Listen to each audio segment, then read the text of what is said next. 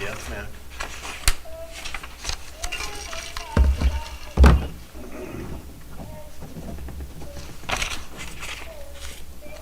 Oh, it's okay. It's fine.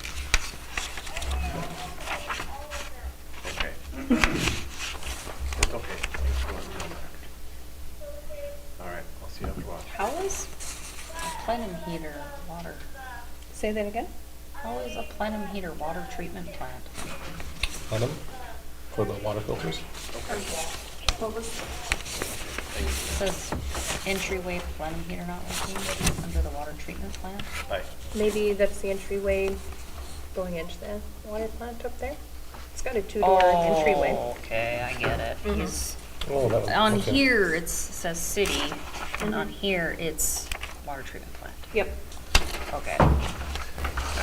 I'll take it then, I'll take it. I was just trying to hand out the bill to somebody else. It works. Probably still get paid, but yeah. Trying. Protect your accounts. Right? Yeah, I'll sometimes go you ahead fight and a call the little meeting to order. bit. We'll start with the Pledge of Allegiance. Pledge allegiance to the flag of the United States of America and to the republic for which it stands, one nation, under God, indivisible, with liberty and justice for all.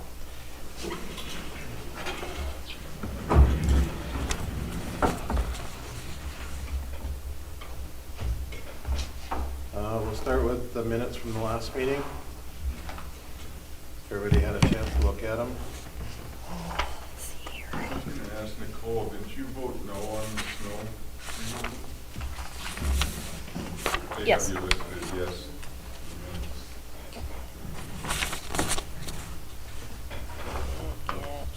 We'll get that changed. Stuck it out. Okay. Good catch.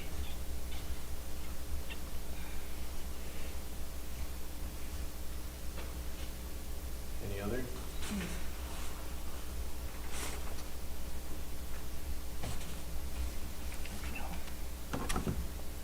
Okay. Have a motion to approve with the changes? I'll make the motion to approve the change, the minutes and with the change. Is there a second? I will second that. Properly moved and seconded. All those in favor say aye. Aye. All those opposed? Motion carries. Next item is the bills. Everybody had a chance to look at the bills?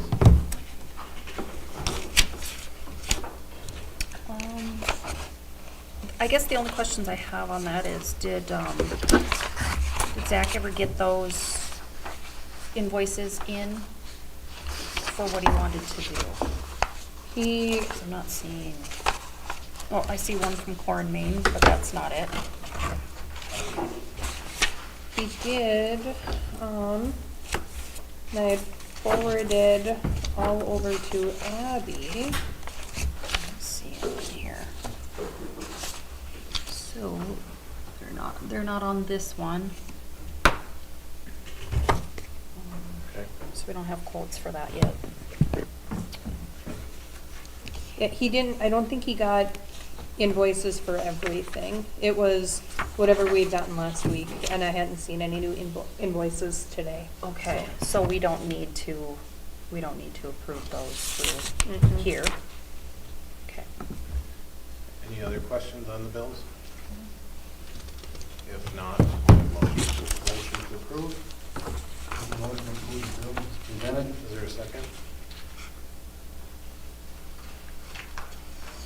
I will second. Moved by Paul, seconded by Nicole. Any other discussion? All in favor, say aye. Aye. All opposed, same sign. Motion carries. The financials will come out a little later, and delinquent bill list. Motion to approve the shut-off.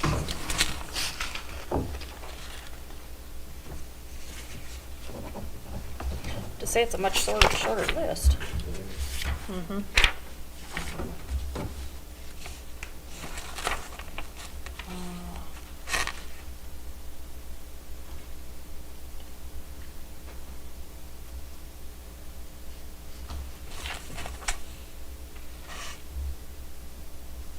make the motion to approve. Nicole makes the motion, is there a second? I'll second. Seconded by Paul. Any other discussion? John? Yes. Paul? Yes. Nicole? Yes. Any yes for me? Motion carries. City Commissioners reports, we'll start with Paul. I have nothing really new. It's kind of waiting for a lot of stuff to come back on the BGR and that kind of stuff. Nothing, we're just kind of patiently waiting for the things to move forward. Plans for next year. Okay. Nicole. So I just wanted to touch base. Casey, and I know Zach were on a call, was it last week? It For was. the lead copper rule. I'm gonna get the slides for that though, because he went fairly fast through them and it was really hard to keep notes, but the idea is they went over kind of the rollout of how the lead copper change will roll out to the residents. And so we have, I believe, it's 2027 will be, so we have up to 3 years to,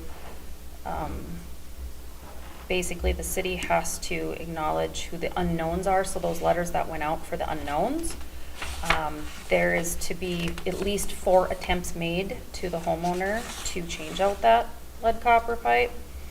And they had some other things too for timelines, but basically at least 10% of your total households have to be completed each year up until that 10-year period. So I will get more information since he did go through it fairly fast. Is there anything that you can add to that, Casey? Anything that I missed as far as? We get a 3-year grace period. We need to have lead and copper pipes replaced within 10 years after that, so 2037. And you have to do it at a minimum 10% each year of replacement. Those were kind of the bigger highlights that I remember. So it's both lead and copper they want replaced. Lead for sure, and then Lead for galvanized? sure. Maybe I was wrong on the copper. It was lead and galvanized, I thought it was lead and galvanized as well. Yep. I But don't think once, copper was an issue. No, I just heard lead and copper. I think I we'll misspoke get the there. slides because I was like, he really whipped through them really fast, and so it was Yeah. kind of hard to keep up. And I was like, do you have some slides you can share on that? Mhm. And there's- They weren't willing to just release the slides, so. And there's potential funding for homeowners to get it paid for, Nothing that's been clearly defined. Yeah. but potential. Potential. Yeah, they said there might be Is there an funding, but they wouldn't give any hard answers on that. And is there an alternative, like to just reline them? I don't remember them discussing that. I don't remember that either. You know, maybe we should ask him if he'll do that webinar for us on the next commission meeting or something, because Well, I don't know. it's quite a bit, and when he did go over funding and kind of I believe it was from the main to the curb stop, and Mhm. how to contact your residents, how many times you needed to contact them. Yep, and if residents move out, then you have to start that process over. Yes. Yep. Yep, if a house sells and a new owner comes in. So there were some processes that they had put in place, but it was quite a bit. Mhm. The only other thing I have is Zach did a wonderful job of going through the things that need to be replaced or fixed at the water treatment plant. Nothing too, terrible, and he had, written a list to Casey on kind of what some of those were, since we do have a little bit of money available in the water fund. So he's going to work on just kind of updating some of these things, just so that we don't run with any broken stuff. But he did a really good job, so, of just staying in communication and kind of watching the budget, so I thank him for that. But I think that's all I have. Thank you. Mhm. John, do you have anything for today? Just talked to Jay here today. They took the snow blower to Fargo. They ran into a manhole cover, bent the, way I understood it, bent the backer on the cutting edge. But they're gonna get that repaired. But he said the old snow blower is up and ready to go if they run into an issue with snowstorms. Shouldn't see any issue with snow removal if it comes up. That's all I have. Just be like the old days where it might take a little longer.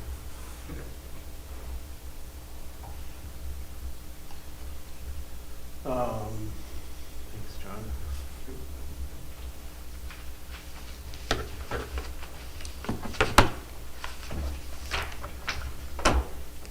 So I'm still working with KR and trying to find out on the electrical side for what we're gonna do with the water treatment plant expansion through ECRW to see how we're gonna move forward on that. There's some negotiations that still happen. I'm gonna try to meet with Roy a little bit this week to get some other numbers, and then as soon as Paul's rate study is done, hopefully then we can offer some other things for them.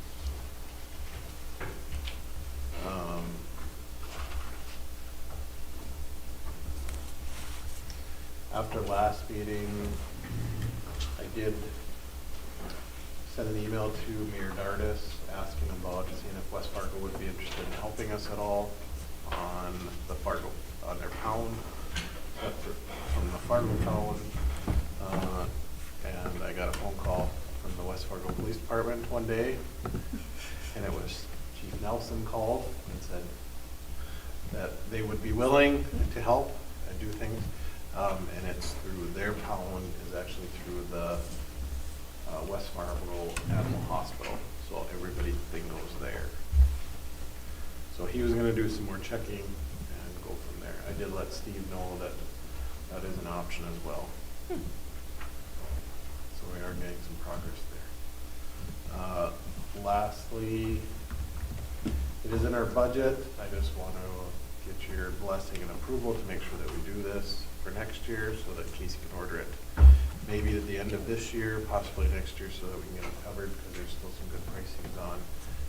But we had approved for new laptops for the office staff, 3 of them, and then new laptops for you guys as well. So that is all in the budget. Just want to make sure you guys are okay with doing that still.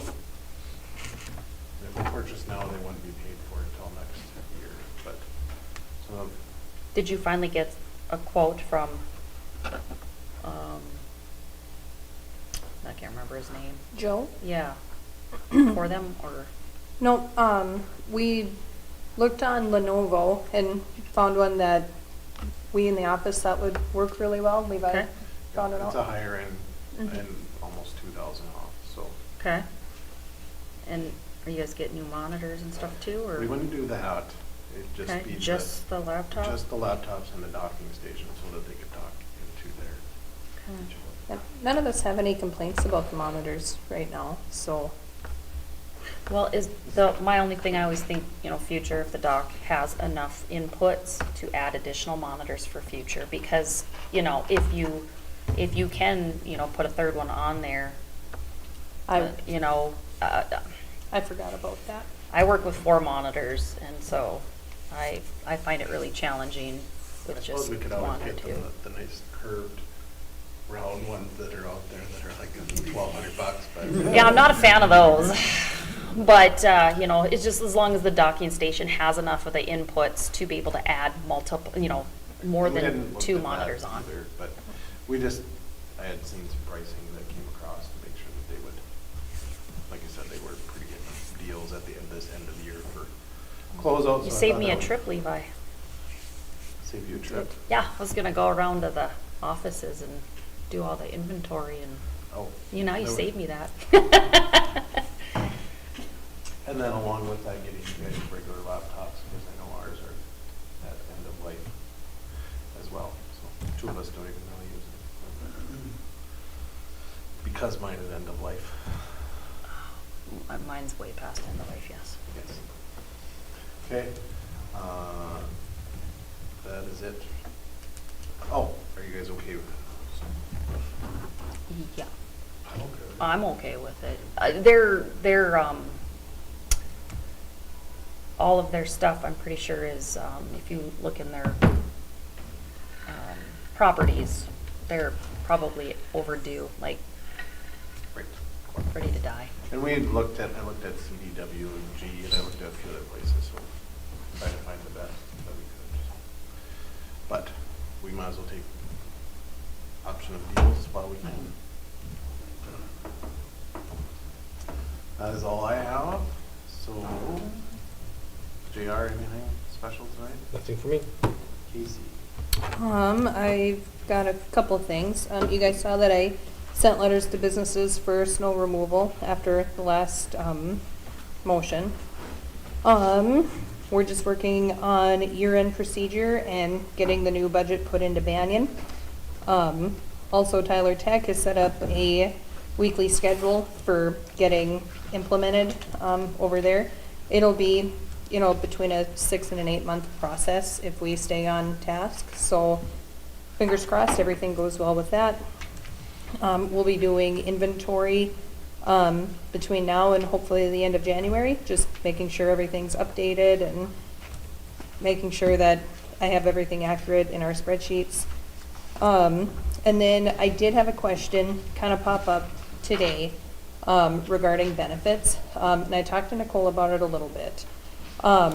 But in our policy or our employee handbook, there's not a set amount of hours that an employee has to work minimum in order to receive benefits. We have an employee who is very low on their leave, on their vacation and sick leave. And the question kind of came up. Nicole and I had both thought it was 30 hours that you need to work, and Nicole did find it. North Dakota states that it's a requirement to work a minimum of 30 hours within a week in order to keep benefits. But is that something that we need to have in our employee handbook?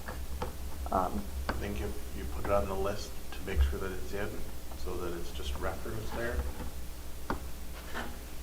Yep. This employee needed to take unpaid leave, and that's the concern right now. But yes, if that's state law, I would assume, JR, if we have to follow whatever state law, unless we went above or Mhm. lower than that. So our manual does say if they work less than 40, they're part-time Okay. regularly. And it says here they only qualify for certain benefits. Okay. Yeah. So I would raise that issue of if they're not hitting their 40, they're not technically full-time with us. But yes, if 30 is the minimum, that's at least the minimum, but. Okay. So then, in the event that commission were to go with 40, just like what the handbook says, Mhm. what's the procedure for insurance? That's the big one. If they don't maintain their 40. Yeah.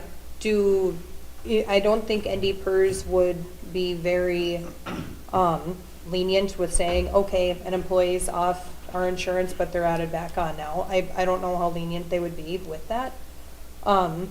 Just in talking to a few, just a few people that I kind of know, it sounds like some companies will require employees to kind of prorate that week and pay for that week of their vacation.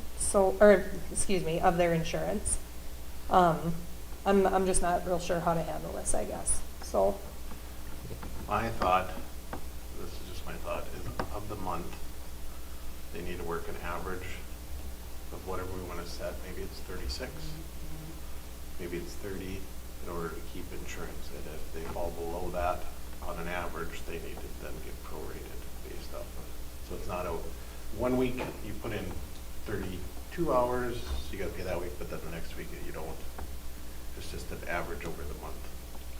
Yeah, and it's not, it's a little gray because if you go out and do a little bit of research into what is considered full-time to keep health insurance, it says under the Affordable Care Act, is that state law, though, is the thing, and I was gonna call the Department of Labor just to see, but I have a feeling they're gonna say either under the Affordable Care Act, it's 30 hours that you have to carry at least, or they could go the other way and say it's up to that particular employer. It used to be stated, you know, what it was, but I haven't seen that in so long since the Affordable Care Act came up. So if it's 30, we say if you fall below the average of 30 hours for the month, that you would need to proactively, you would have to pay back for whatever your insurance is. So probably something to, I think, do a little bit of research on, just to make sure we don't have something definite that isn't right. So is that what you guys think? Like 30 hours, if that's the minimum on average? And then ask JR if he would double check that to make sure that it's legal for us to do. And so if you fall, so the first week you have 28 hours, then you have 40 hours, then you have 40 hours, then you have 40 hours. Right. On average, you wouldn't fall below, so it wouldn't be an issue. But if you had 28, 28, 28, 28, then you would fall below. So you That would need average. That average for the month.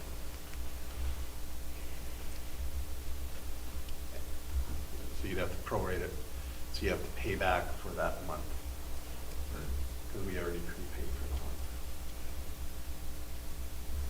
Yeah, and I don't know, I would say probably a little bit more research. I know private sector is always different than public, so that's where I always want to make the differentiation. And so it was very gray today. It's like I saw 30 everywhere, but they talk about the Affordable Care Act, and it's like, well, is that public and private, or is that just private sector? I don't know. Like, I just don't have the But we're answer for that. paying for 100% of insurance, so Yep. they're not fulfilling their requirements of. And they did say, you know, actually, now that you brought that up, Levi, I did read something about of falling below the 30, and the part-timers, and it's a little, Because I know for Chaotic. Sanford, or what it used to be, it's 32 hours. You wouldn't Yeah. know, because there's 36. There's 32-hour employees is considered full-time plus 40 hours based on their, because they do 12-hour work shifts, so. right. But I think if 30 is the number, I would assume JR, if they fall below 30, no matter what, Does Sanford still do 32? that they would, See, and that's what I'm wondering, is it what it's set, what we can set it at, or is it at what the Affordable Care Act says? That's what my question was. To be able to answer that, you know. And if it's not, doesn't have to be 30 under the Affordable Care Act, then what does the commission want to set that at? I think we can go higher, so I'll Well, find out. that's what I'm though. wondering. I can't answer it right now, but Yeah, that's what I'm wondering. I can Like, find out. okay. Yeah, I think, Casey and I kept seeing 30, 30, 30, so I was like, Yep, I okay, see but that. I know other employers have had different hours right. for it, so. But then I guess my question is, why are we having to be worried about this? Why do we have people that are falling down to 30 when they're full-time employees? Is there, I guess that would be my next question is, why are we having this issue? Do we have, and that could be a multitude of things, but that would be one thing I think we want to address Right. at the same time. Right. And I know I've talked to Casey about it before, and she was addressing that, but obviously it went farther than we hoped, so. So I I would think just just, say yeah. document, and we'll keep working and let the employee know that in the future, they may have to pay back. Okay. Okay, thank you. That's all I have then. Okay, thank you, Casey. Mm-hmm. I don't think we have anything from Sheriff's Office or City Engineer, nothing on the beautification. It's the Renaissance Zone application. You guys have the new one. Yep. And my understanding is that it's been approved conditionally through the state. Ricky helped help Nick fill in the questions that you guys had from the last meeting. So as this one is submitted, would be approved by the state as it went through. Yes. So then we just need a motion to approve unless you have any other questions on it. I'll make the motion to Okay, approve. everything's good now? Mhm. Changes that were made? Yep, they show that they're making capital improvements, over 75 for rehab, and they have a correct completion date, so. And it's confirmed that they have not even started work yet, so. Okay. I'll make the motion to approve. Is there a second? Second. Moved by Nicole, seconded by Paul. Any other discussion? Paul? Yes. Nicole? Yes. John? Yes. A yes for me. Motion carries. We need to have that second reading of the sales tax with that amended changes. I just need a motion to approve the second reading. Make a motion to approve the second reading. Is there a second? I'll second. Moved with Paul, seconded by Nicole. Any other discussion? John? Yes. Paul? Yes. Nicole? Yes. And a yes for me. Motion carries. The utility rates budget amendment discussion. Yep, I decided to print it off for you guys just to kind of follow along a little bit. All of the budget pages have been updated with what you guys had approved for salaries and wages a few meetings back. So these are just the updated numbers. Where I would like a majority of your attention would be on the 2025 rate suggestions. The very first page looks like this. It has water rates on it. It's quite a few pages back. If anybody needs a reference. Oh, you know what? I think I've got it up here too, sorry. So I'll just drop and It's drag. way in the back. It is, it's way in the back, yep. Yeah, we had quite a few budget pages to update. Okay, here we go, so it looks like this one, okay. For calculations, I gave two options. The very first option is having, bless you. The very first option is having no transfer whatsoever come into water. In order to make your expenses be able to, be justified with revenues, you need to make at least 870,000 with option one.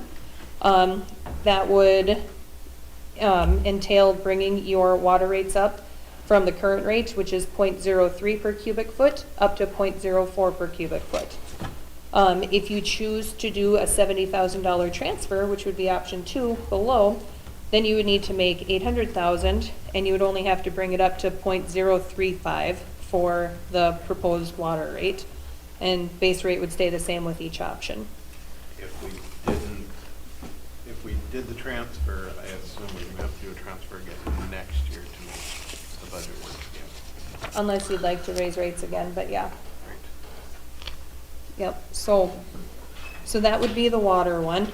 Well, my fear is like if you raise rates every year, you know what I mean? Like, because I feel like a small progression up is great, but at the same time, when it's sense, do we try to increase it enough to where it's not another increase, another increase, another increase? I think people get more used to more of the rates at what they are than to continually paying up, if that makes sense.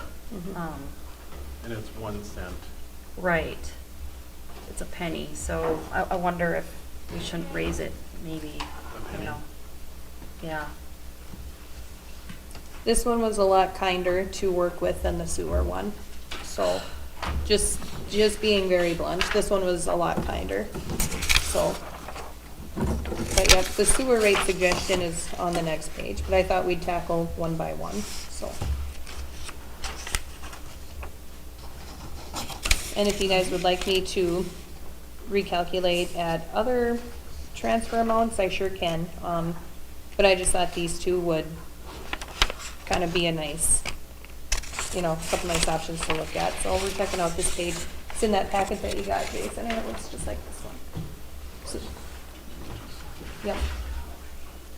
Yep, and what I was just telling everybody, I gave two options for rate increases. Option number one is to not do a transfer out of debt retirement. And that would mean needing to bring up your cubic foot from 0.03 up to 0.04 per cubic foot. If the commission would like to do a $70,000 transfer, then they would need to make $800,000 in order to make the water fund float. And that would constitute increasing from 0.03 per cubic foot up to 0.035 per cubic foot. Base rates would stay the same. So with that, what are your guys' thoughts? Whether we do the transfer or just move it up to one cent? And if we do, I just need a motion. I think we'll do each individually.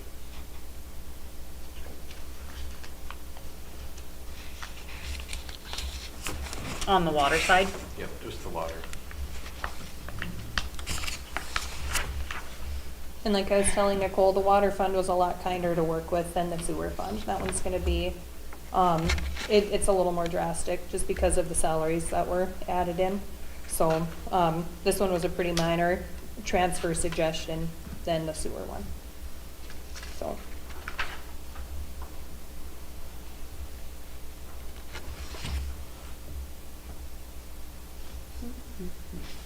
Anybody have any? The rate increase, either way, would that kind of count for the next year or two?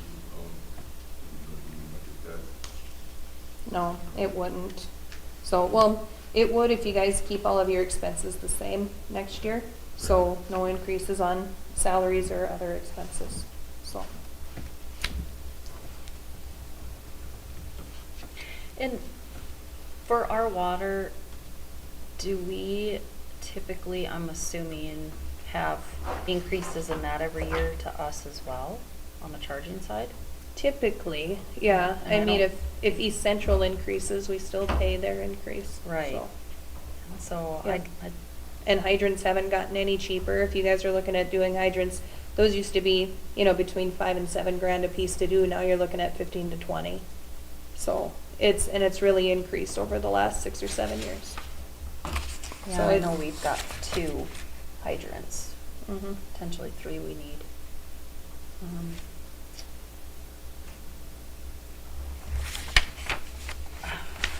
I guess for me,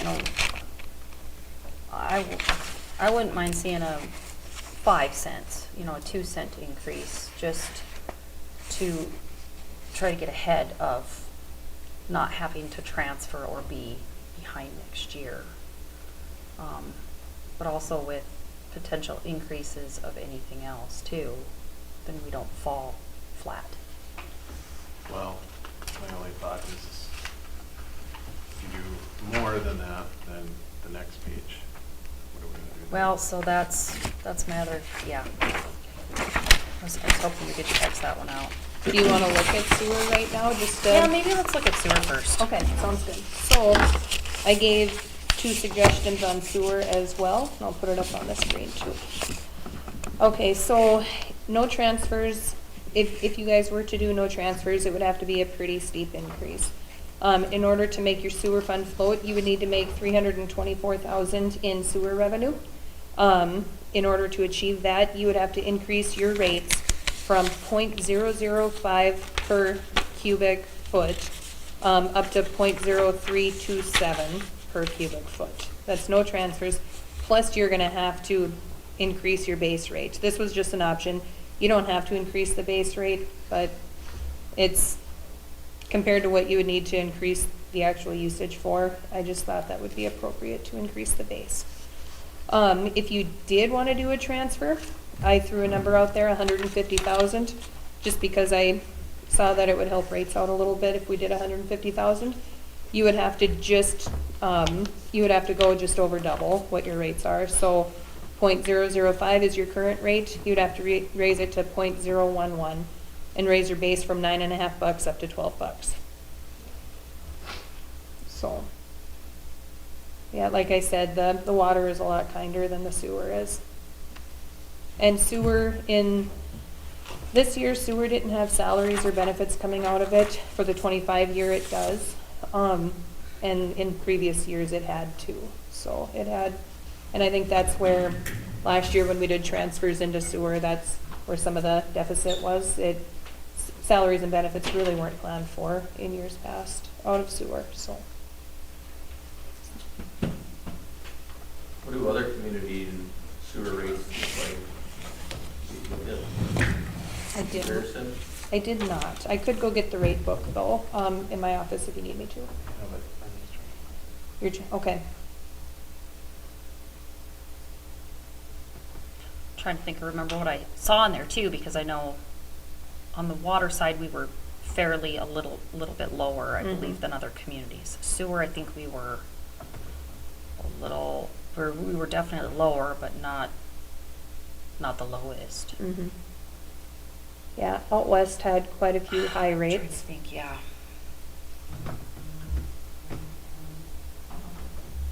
We're pretty low if I remember right from previous years.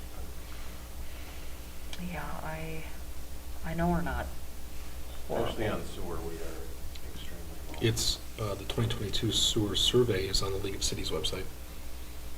That's what I'm looking at, but And we did get true ups for up to 23, I think it was. So we haven't for the 24 year. But that was for water.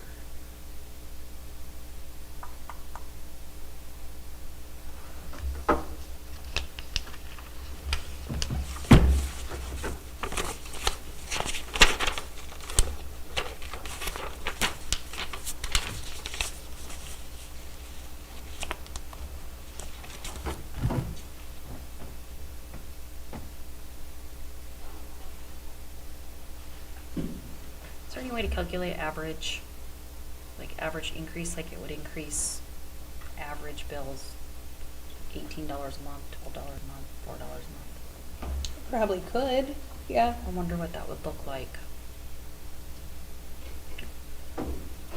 I couldn't do it right now because my Right. tablet's pretty small, but, and I'd have to look at what an average bill is. Right. mhm. Well, I can tell you that based on the second option, their sewer rate would double, Mm-hmm. just straight up. True that. I don't know the top one, that's more math than I can do right now. It's been a long day for you as well? It's been a very long day. Yes. What is this rate for 100 gallons? How's it, there's, Per cubic foot. Per per cubic cubic foot. foot? Yep. Okay. Yep. So this was 2020, I had looked at it. Or 2022, I looked at it. At that time, we were at, on average, $64.06 for water usage, based on $6,000, or 6,000 gallons. So I compared it to other cities around of comparison. Cavalier was at 79, Thompson's at 102 for the same rate. New Salem's at 122, Langdon's at 69, Castleton's at 54, Mayville's at 73, Park River's at 82.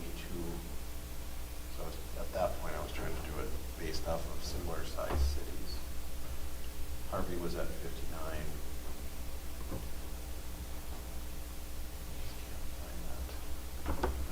The rates that he booked. So if we tweak any of these, are there any other spots then that would save us money because we don't have to do transfers and we could reduce elsewhere? Because we always talk about doing these transfers. Mm-hmm.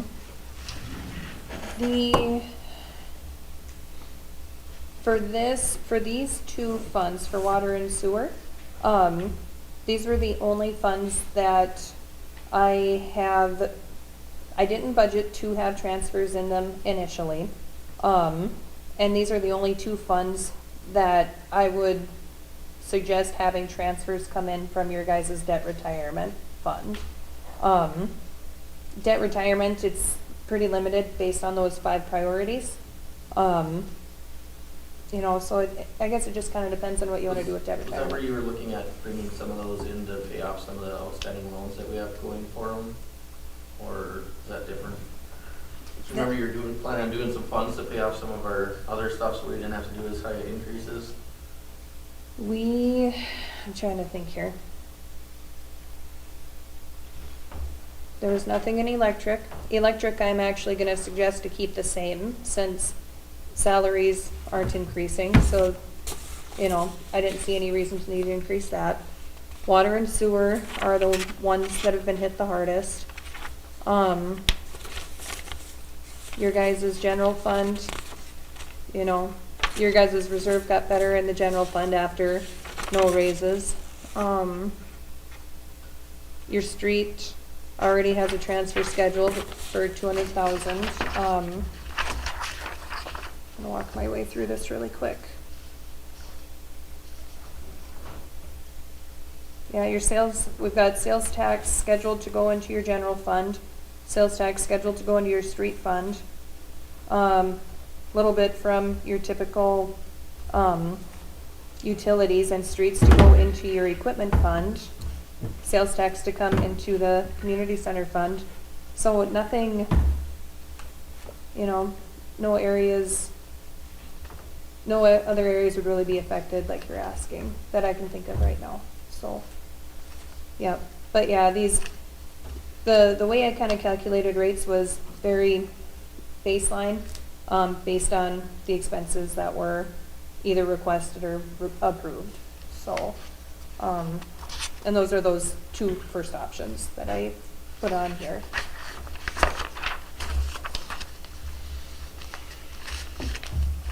As far as your guys' other debt, you did pay off, we did pay off one of our loans earlier this year. In November, we did that, so save a little bit interest there. The other ones were still fairly high balances, so we thought we'll keep those as is until we have a little bit more of a stability within our budget to see where you can pull dollars from. And I think you guys have 4 outstanding loans, if I remember right. It's either 3 or 4. Yeah, I think it's 4. Yep. So we're moving in the upward trajectory. Mm-hmm. Give you a middle snapshot, I just looked at my bills, I'm doing about 500 cubic feet a month.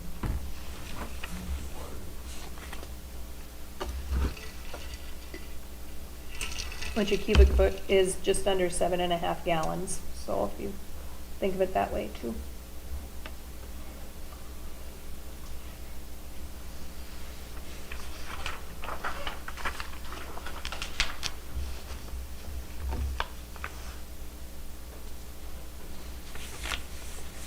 So we are ranking right now, we're a little higher than, based on A2S's survey,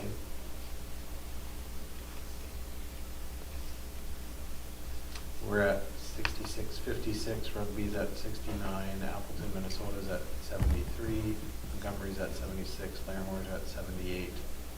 Pinto's at 95, Baudette, Minnesota's at 80, Newtown's at 99.50, and those are based off of groundwater systems, so those that are using the same systems.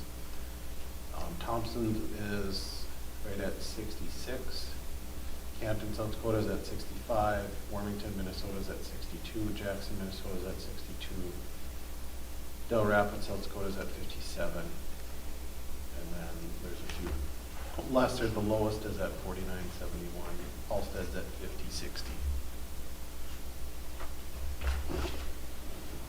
So we're kind of in the middle of the pack, and with that change, it's not going to change us out of the middle of the pack.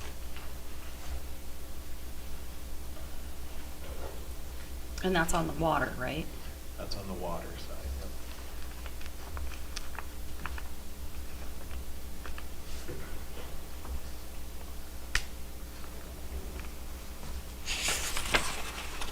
Our biggest cost is our fixed cost. So our 42.50, our rate itself is high. Right. That one's high? That is where most of our money is generated from, is on that base rate.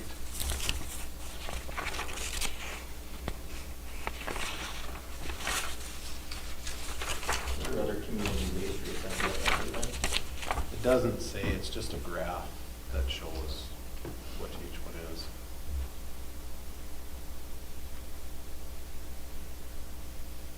You guys just raised your base rate from $40 to 42.5 December of '22, and that was to pay for that USDA loan. Correct. So, yep, and it was $2.50 in water and then $2.50 in sewer. And what most of that is covering is that pays for the water treatment plant. Till that is paid off in 2037. Something like that. Yep.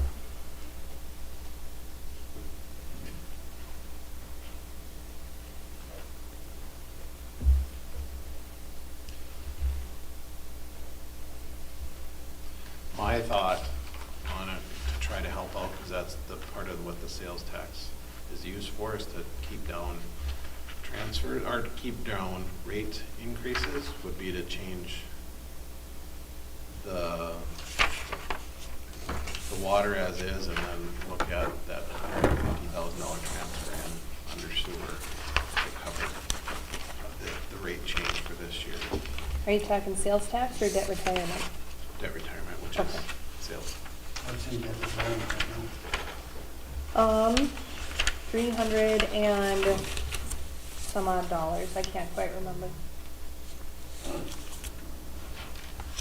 So you're projecting keeping the water just as is at that 3, but then changing that No, sewer? change water up to. Change water up to that penny? That 4, that penny, and then change the sewer to that proposed rate, And then bring in the 150? and then bring in the 100.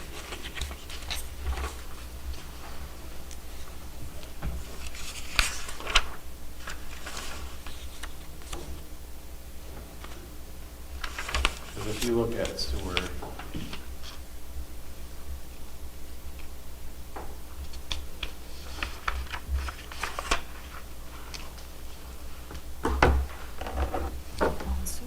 wastewater, on non-mechanical wastewater systems, which is us, we are the 4th lowest. So Cleveland, Utah is at 1150. Orangeville, Utah is at 1281. Hazen is at 13, and we're at 1401. And then if you go from there, Hebron's at 15, Thompson's at 1570, Washburn's at 1615. Minto's at 17, Rugby's at 25, Newtown's 26, Laramore's 27, Kildare's 29, Mapleton's 30, Fairfax, Minnesota's 32, Vernon, Minnesota's 33. Hixton, South Dakota's 36, Phillips, South Dakota's 37, Gaylord, Minnesota's 37. Then there's Castleton's at 5162. Baudette, Minnesota's at 7550. Inkster, South Dakota, or Ulster, South Dakota is 7737.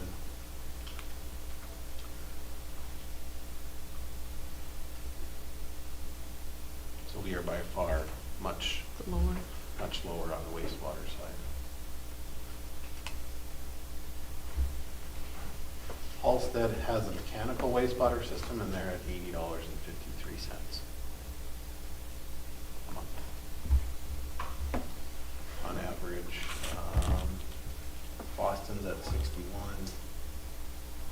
Huel is at 21.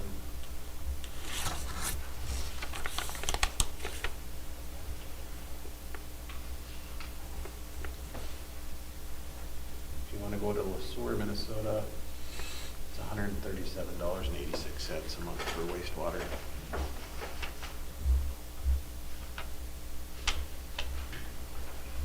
Don't move there. For the sake of conversation, I'll make a motion that we do the proposed rates that Casey's had here with no transfers on either water or sewer. Is there a second?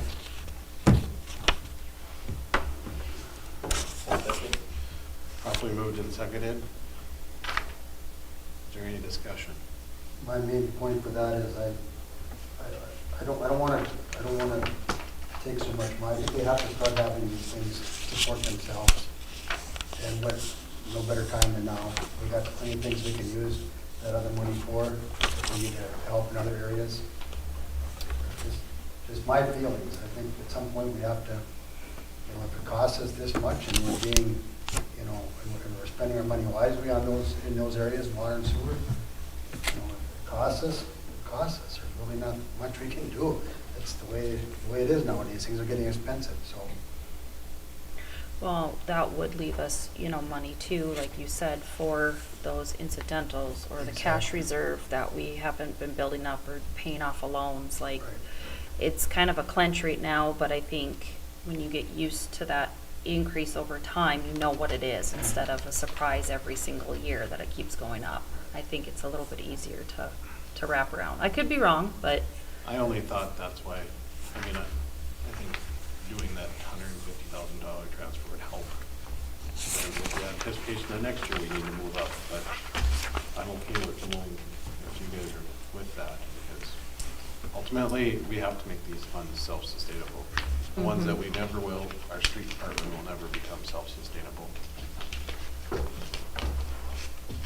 do you think though, if you, do the less of the transfers and these types of things, that kind of money could go more towards the streets to getting that kind of done and paid off, a little bit quicker than it normally would? Well, it depends on how you look at it, Yeah. because in the debt retirement, you have to look at first, make sure that we're not raising rates. So we have to do that as a first priority, not like we're paying off, doing a project. We can't just do that out of debt retirement. There's 5 priorities that we have to hit, and I think that's one of the lower ones, is doing a project with those funds. It's meant to pay off.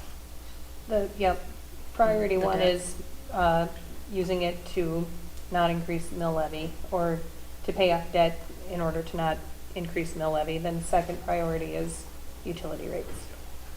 Yep. Okay.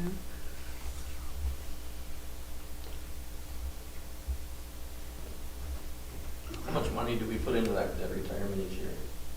So that's a split out of your guys' sales tax that comes in.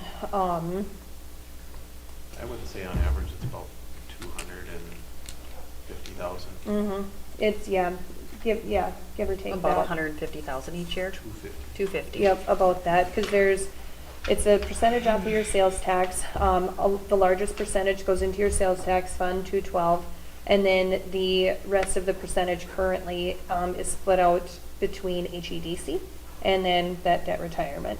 And then when the fire department comes on for their sales tax, then it'll be a different breakout formula, so we'll figure that out. But it's the sales tax is the biggest portion, and then split even between the other two currently. So you said the first one was the debt retirement for what again? For your priorities? Yep, Property tax. property tax. And then the Property second tax. was utility? Utility rates. Yep. And then third is to pay off any bonds, or I think third is bonds or loans, and And then are you required to spend the funds by a certain time? You can bank them up? we can bank them up. Mhm. We had banked them up for quite a while.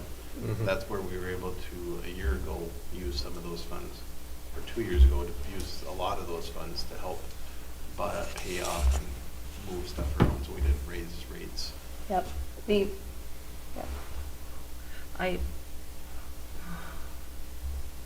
My brain is like really churning here, because if you do the transfer in this year, but a slight increase, is it, you increase again next year and do another transfer and increase and another transfer? That worries me a little bit.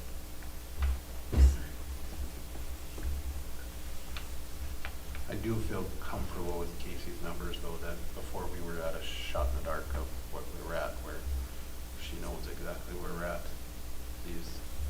with these numbers. With these than we were at scenarios? When we were in there.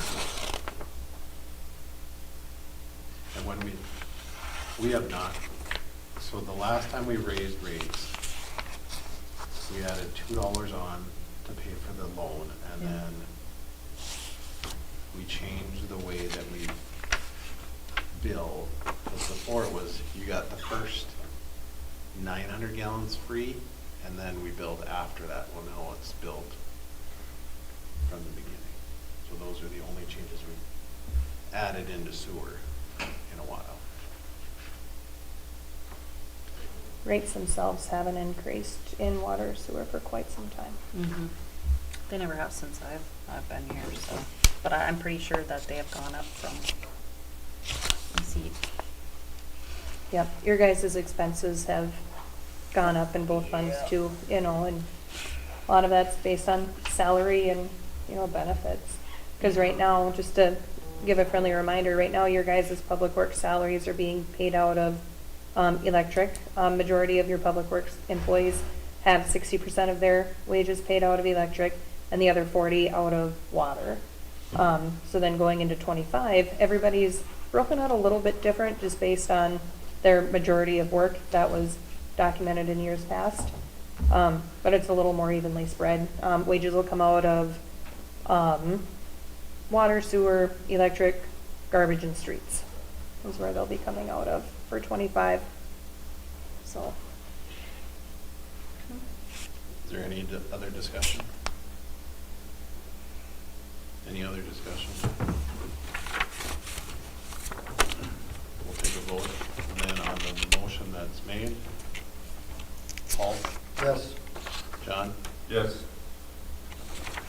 Nicole? Yes. Jason? Yes. And a yes for me. Motion carries. Okay. Good discussion.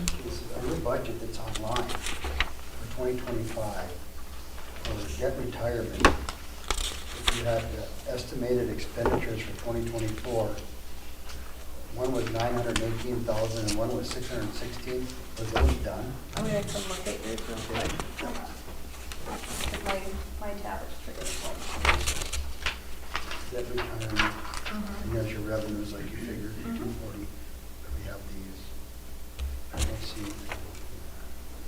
So those would have been, yeah, so those. But here, let's.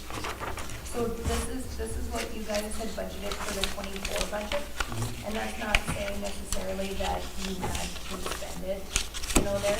We did end up doing transfers in December of last year, and I can get you what those numbers are.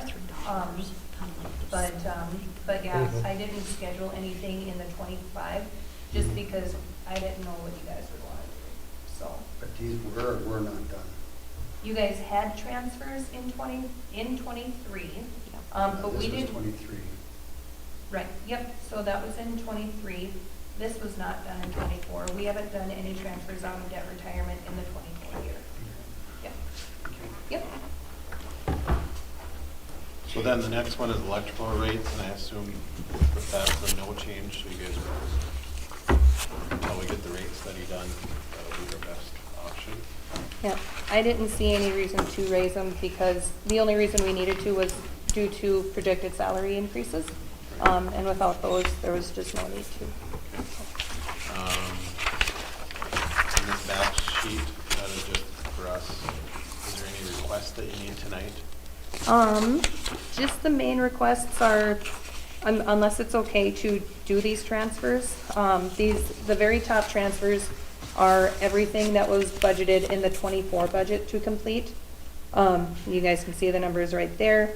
I just seen they were approved, so I thought we already did the transfers, so do we need to make another motion to approve it? I haven't done these transfers yet, I just didn't know, I didn't know what the auditors would like since they're very, I don't know a nice word for picky at the moment, but they're very, very Thorough. picky. There you go, thorough, that's a great word. They're very thorough with the meeting minutes and seeing when those transfers are done, so. So we should probably do it again, just to clarify that these are the approved transfers. I would like it, Okay, yeah. do I have a motion then for the approved, the 2020 toward transfers again for year end? I'll make the motion. Is there a second? Oh, second it? Moved by Jason, seconded by John. Is there any other discussion? Paul? Yes. Nicole? Yes. Jason? Yes. John? Yes. And a yes for me. Motion carries. Okay. And then, that's it for this.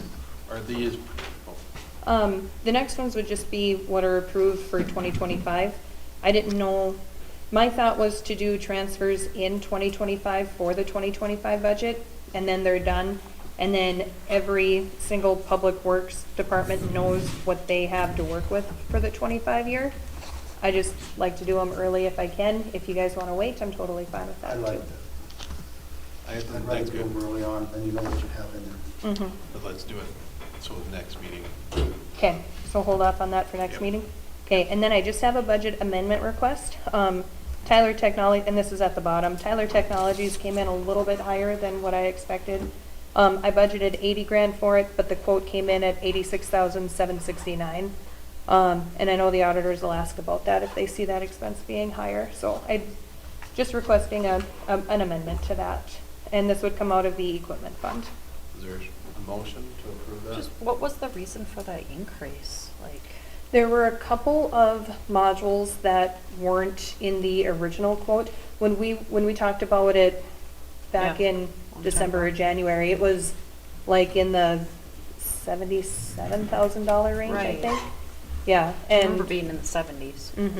yep, and when all was said and done, it came to 86,769. Yep, so. Do we have a motion to approve that?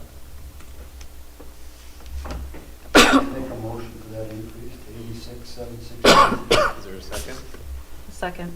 Moved by Paul, seconded by Nicole. Any other discussion? Jason? Sir? Yes.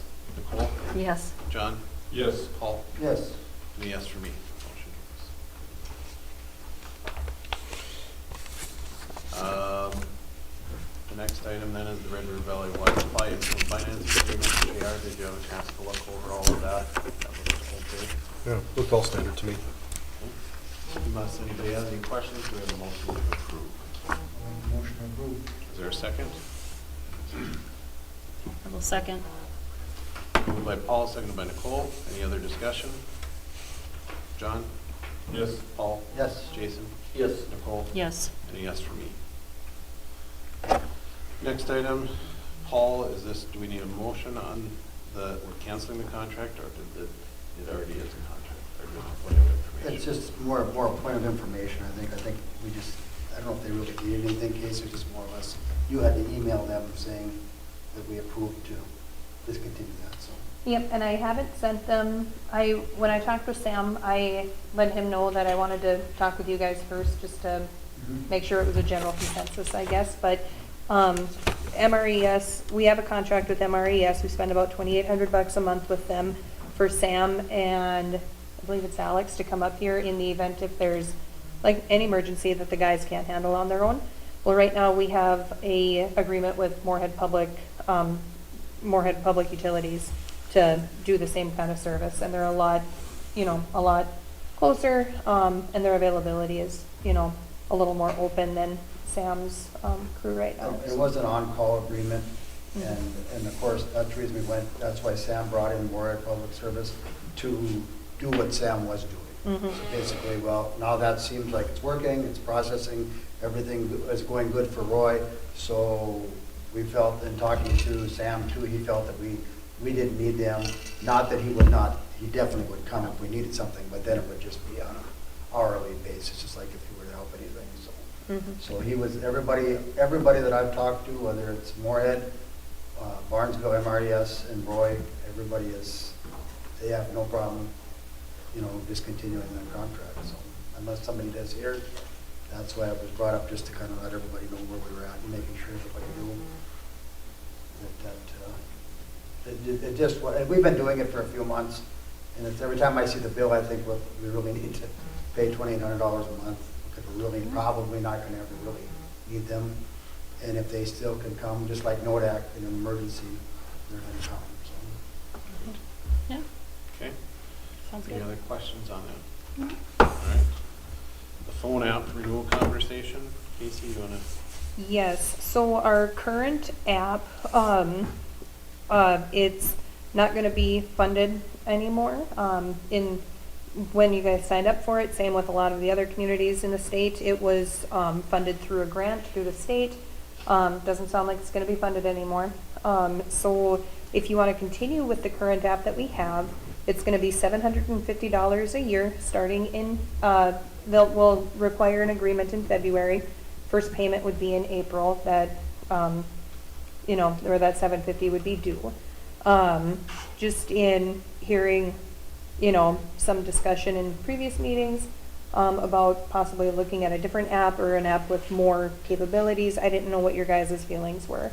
If you want to stick with this one, or if you want research to be done on other apps. I haven't done any research yet, so I wanted to put it out there to The see only what you guys thought. Question I'd have is, do you know how many people actually have downloaded or used our app? I can find that out.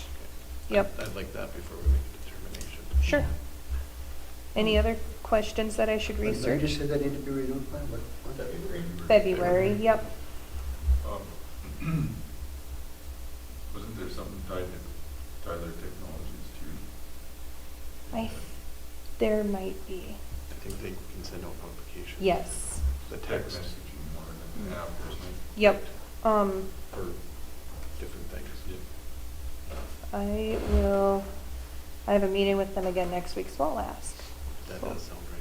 Yep, that does, yeah. How many people? And they do, Abby, they all have access that they can do texting on the teams, so I know they do that a lot with the guys back and forth. Yep. Okay. Okay. Anything else in the phone apps? Nope, that was it. Okay. You're gonna put that on next? Yep, Okay. yep. The next item is the comp time policy discussion. And I know Casey talked to us a little bit about it, and she wanted to put it on here, so I'll let her give Yep. a little more detail on that. So in our policy manual, we only have one section of the handbook that lightly discusses comp time, and that's in relation to overtime. It's on page 21, where employees who have overtime hours can switch those out for 5 days worth of vacation that have to be used within that same year. But other than that, comp time, in my opinion, it's a bit of a liability for the city to kind of keep track of, especially when there's not a module in our current system for it. And we don't have, outside of the overtime portion of it, we don't have it laid out in our handbook anywhere where comp time is available. Overtime needs to be requested or approved through supervisors too. So throughout the years prior to me being here, it's just been standard practice that employees build up comp time. It's documented on a spreadsheet, and that's kind of been it. It's never really been tracked, I guess, or monitored real frequently. And that's where a few previous employees really had high banks of comp time because it wasn't addressed in years past. And I would just like to, I guess, kind of be done with comp time, so. And I assumed that after Jim and some of the other ones had left, that practice had done. been gone, but it didn't fully get out because there was a few that were residual. I think the comp time that we have for the overtime, where it has to come to us for approval so that they can take full days off, that was meant. The reason that was put in is, let's say we have a 4-day storm and we have guys that are working, put 120 hours in, but they wanted to take off time in April or one other time, but they wouldn't have it, that they could transfer it, but it was supposed to meant that they come, got approved, and then it'll go back. I don't think it's an issue. This turned into an issue, but it should have been only, like, I think the practice started as, well, I need to leave at 3:30 today, so can I come in a little bit early? But it should have been handled that week, not banked for months on end. Well, and so comp time is not to be in exchange of, according to what I was reading as far as like laws.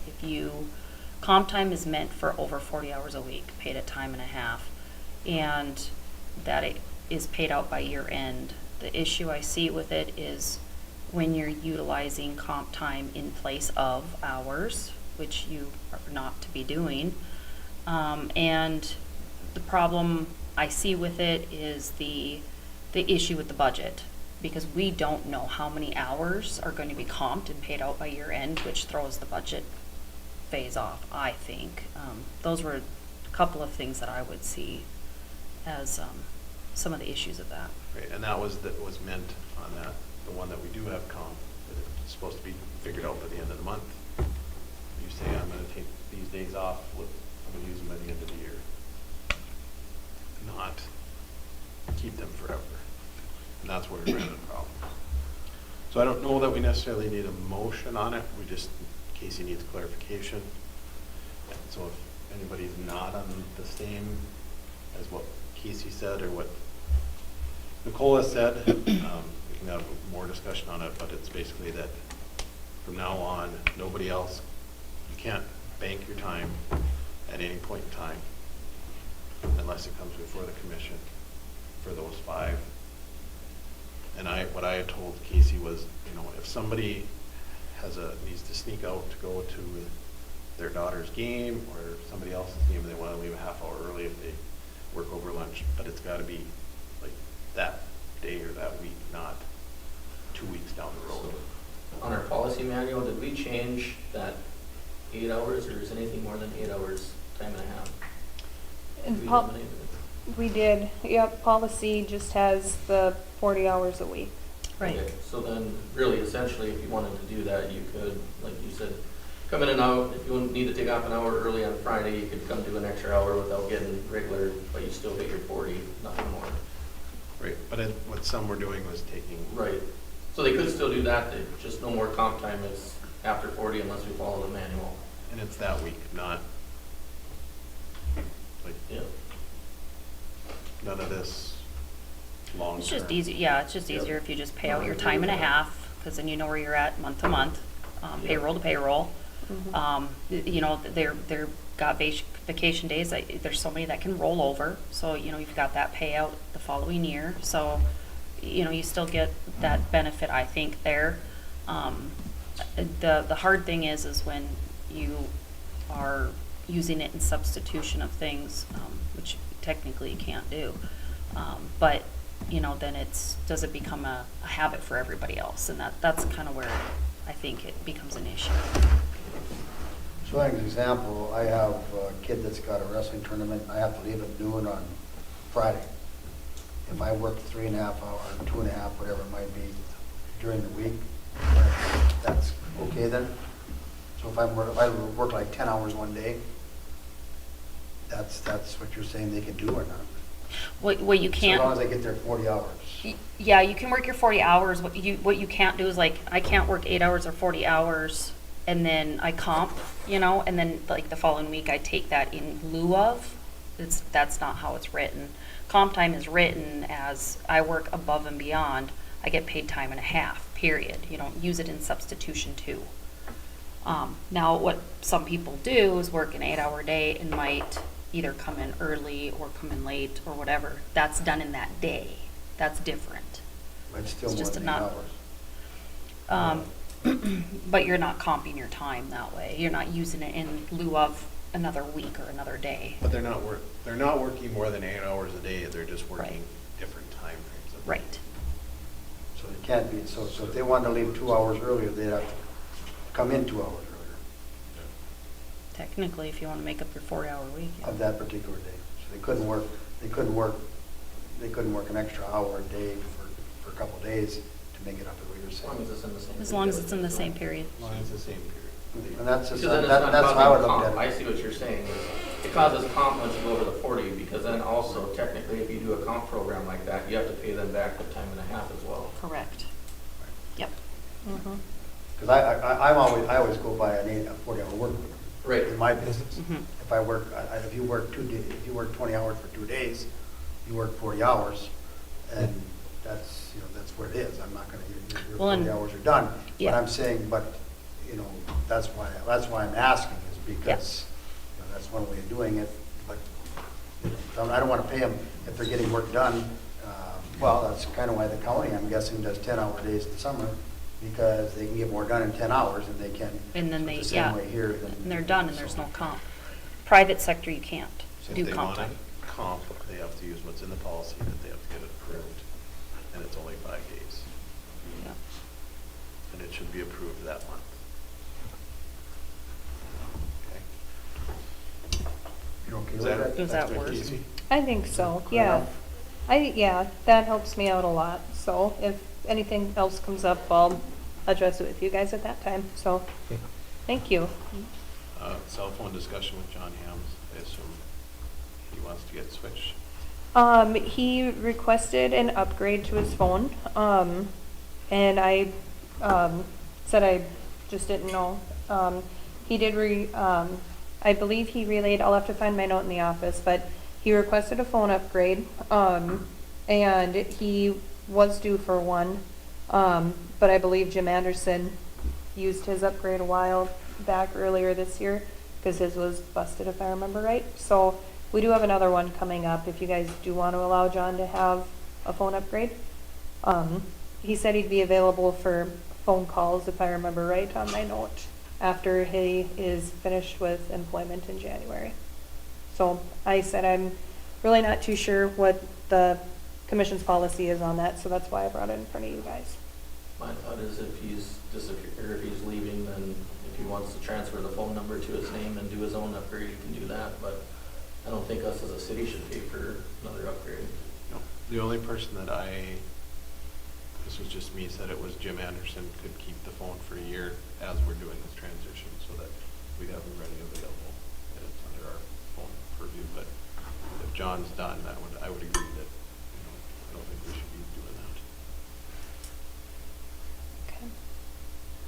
Any other thoughts on that, Paul? Yeah, I don't know, it depends on how much he does get called, I guess, and I'm guessing most of the calls go to Jim, but, I don't know what kind of cost we're talking here too. Probably $800 to $1,500. Right. When people leave, do they keep the cell phone number, or do they get a different phone? I've seen it done a few different ways. So, I know Harwood viewed it as city property, both the number and the phone itself. So, Yeah, that's why I'm wondering, because, I mean, right now, he could get a brand new phone, new line, new plan all on his own without the city. That's why I'm wondering, like, is that an easier thing? But then you retire that number too, which might be easier, then you don't get the phone calls. I guess that's, And- I just see it different ways at different Well, and we companies. found out later after the fact, like, we assumed that when our last employee quit, that the phone was handed over to somebody else, Right. but it was sat in a desk drawer and we were paying for a phone that nobody used. mhm. Yeah, because I think you usually retire the numbers and you get new ones, new phones, new lines. Well, and quite a few of the public works department use their city cell phones as their personal phones too, and I Huh. think this is the case. Okay. So I'll refuse to do that. I always keep my own personal in the city, Me too. so. Okay. So I guess the answer is no. He can, I assume we'll let him take the number if he wants, but he'd have to get his own. Okay. Okay. I'll read that. The next item is to accept a letter of resignation from Colton Eckel that was effective on the 11th. And then in the same motion, you could open up for the position if you so choose, or it can be a separate motion. I'll make the motion to accept and open up the hire. Is there a second? I'll second it. Okay. I assume Casey, then you can post it as a public works employee, similar to what his position was at the beginning. And we'll see what applications we can get. Okay. Is Public Works wanting to open up the position? Yeah. Yeah, okay. Okay. Is there any other discussion? You're gonna change that a little bit, aren't you, from what I understand?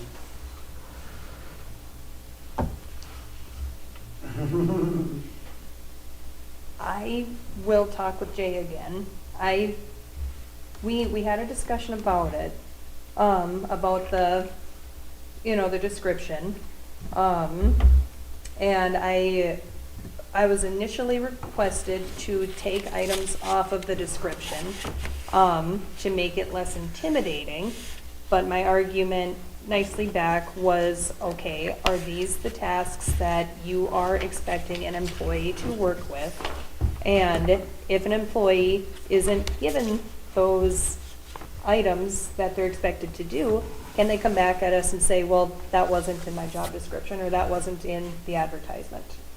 So we had a decent discussion about it. There was one area that we kind of agreed on mutually to maybe take out, but I don't know what your guys' feelings are on there. There was a further request of qualification type area where future potential employee, it would be beneficial to have electrical experience. So do all the other duties, but to have that electrical portion.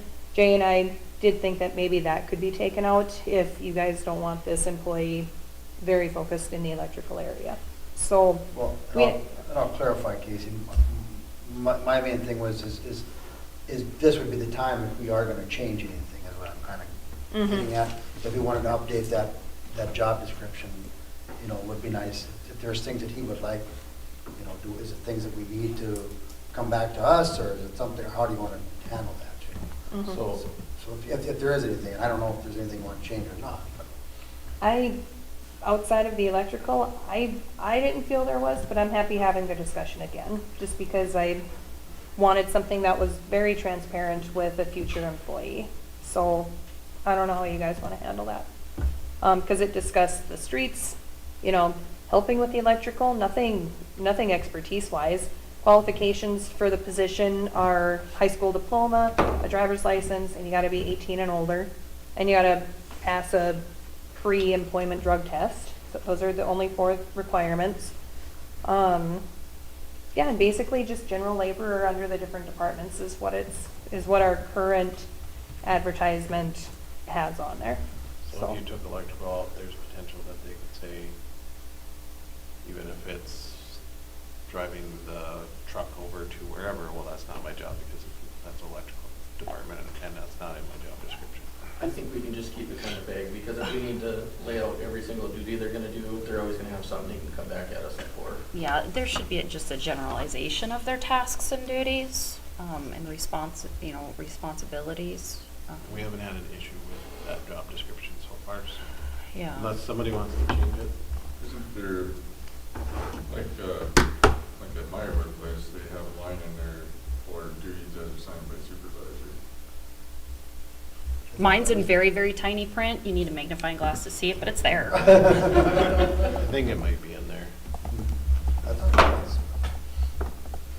I mean, usually always, you know, you kind of come with the assumption that your job is going to evolve, you know, and sometimes tasks will be taken off and some will be put on and as such. So, I mean, you can't really hone in on you do this, and this, because that's all they're going to focus on. I do believe, and that's why we went to the contract when people start, is it's on that contract, not necessarily always in the job Yeah, description. I don't think we should continue that contract either. I've never signed a contract with my employment. I don't know. To me, that seems like more of only place that I've heard that really does a contract is a teacher. They do yearly contracts, that's because they're up for renewal every single year. I'm not a huge contract person. I think we have the job description and they accept the job, and they accepted the job. I thought. Yeah, I've never signed contracts. I've signed memorandums of understanding and conflicts of I guess interest. it's not a contract, it's employee agreement is what it's called. Employee agreement. Because I know some people have said that they're intimidated by those agreements too, so like I said, I don't see a point for it. My just personal opinion, I think when you give them a job description, you do the interview, you do the talking, you accept them accepting, I mean, that's a done deal. Otherwise, I think, because JR, you write those up, right? So we're also incurring the legal fees to have that written, and I just have never heard of it done. Okay, we have the motion on the floor to open the position and accept the resignation. Is there any other discussion? Nicole? Yes. John? Yes. Jason? Yes. Paul? Yes. And a yes for me. Motion carries. There's nobody here tonight unless. What? Hey. Reminder Is that this we are somebody? closed on noon on the 24th and then on the 25th. And unless somebody else has anything for the good of the order, do I have a motion to adjourn? I just have a quick, I don't know what you guys all were able to talk about before I got here, but, I did talk with Ben and I talked with Levi a little bit. He is gonna try to see if they'll accept the motion to amend it to pay for Tyler. If they say no, we'll just come up with something else. If they say yes, then we can hold a vote to go through with it, or else we can still amend it. So, that's what I know. Okay. Do you have anything else, Jason? I do not. Okay. I do have one thing. I was visiting with the guys this morning, and it kind of got, the conversation went to they would really like to see us set up a meeting to just have casual conversation about what's expected of them, what they're kind of looking for us to do, and just kind of sit down. Of course, public and everybody's invited, but they would like to get everybody in one room and let's talk. What are your expectations as far as communicating different things, you know, because right now we have a lot of projects going on, but we haven't really talked about, okay, how are we going to prioritize some of this stuff? And they're kind of like, okay, is the council, is this more important or not? And they just feel like the supervisors, that is, they just don't feel like, you know, that would help them get a better feel for where we're coming from. And yes, it would involve having us taking a time one evening or whatever to do that.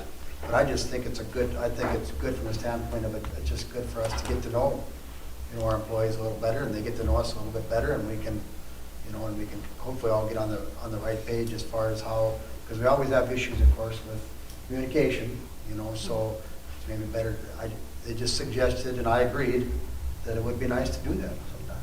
And there would be no real agenda other than just kind of opening up to concerns, questions, or things that are going great, you know, whatever it might be, so we can just kind of have that camaraderie, so to speak, between us and our employees, so they kind of know where we're coming from, and we know where they're coming from. So just a suggestion. I know everybody's busy, but I know they really appreciate when we come and visit with them. So. Well, I think it also helps us understand what projects are going on as well. Because, you know, if you're doing something and you need to plan something else that needs to be fixed, then we can get it done. So, yeah, I'm okay with that. Okay. Anything else, Paul? No, that's all. Anybody else have anything for the good of the order?